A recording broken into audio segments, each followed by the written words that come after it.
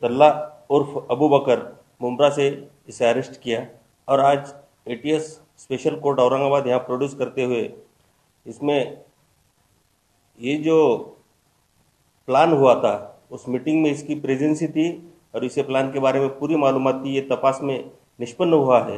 14 दिन की PCR ATS ने मांगे थे। कोर्ट ने 5 फरवरी 2019 तक इस आरोपी को पीसीआर दिया।